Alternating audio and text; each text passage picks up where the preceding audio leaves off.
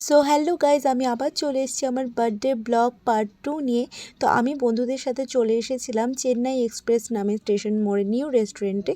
তো এই দেখো আমার বন্ধুরা অঙ্কিত, পল্লবী, শুভ, রাজদীপ, ওরা করছিল আমার বার্থডের জন্য ছোটো মোটো ডেকোরেশন। রেস্টুরেন্টটা ভীষণই সুন্দর ছিল। তো আমরা বসে অনেক আড্ডা দিচ্ছিলাম, মজা করছিলাম। আশা করছি আমার বার্থডের প্রথম পার্টটা নিশ্চয়ই তোমরা দেখেই নিয়েছো। তারপর আমি বিকেলে ওদের সাথে এসেছিলাম। তারপর আমি কেক কেটে নিলাম আর আমরা ছোট্ট মোটো সেলিব্রেশন করলাম।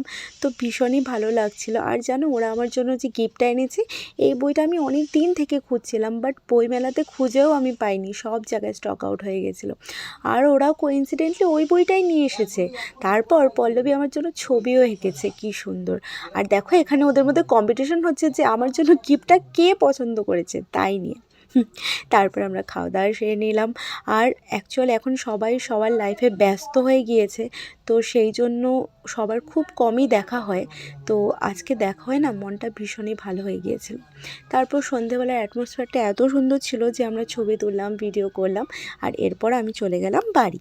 তারপর বাড়ি এসে দেখি ওখানে সবাই আমার জন্য ওয়েট করছে। তাড়াহুড়ো করে রেডি হয়ে নিলাম। আর মামা মামিরা, পিসিমণিরা, কাকুরা, মাসি সবাই মিলে এসেছিলো। আর সবাই মিলে জন্মদিনটা খুবই ভালো কেটেছে। ভাই বোনদেরকে নিয়ে একসাথে কেক কেটে নিলাম। তারপর সবাই আমাকে আশীর্বাদ করলো। আর মায়ের হাতের পায়েস ছাড়া যেন জন্মদিনটা একদমই ইনকমপ্লিট, তাই না? দিদা, দাদু, ঠাম্মা, মা সবাই মিলে আশীর্বাদ করলো। আর আমি চাই আমার জন্মদিনের প্রতি বছরটা যেন ঠিক এভাবেই কাটে।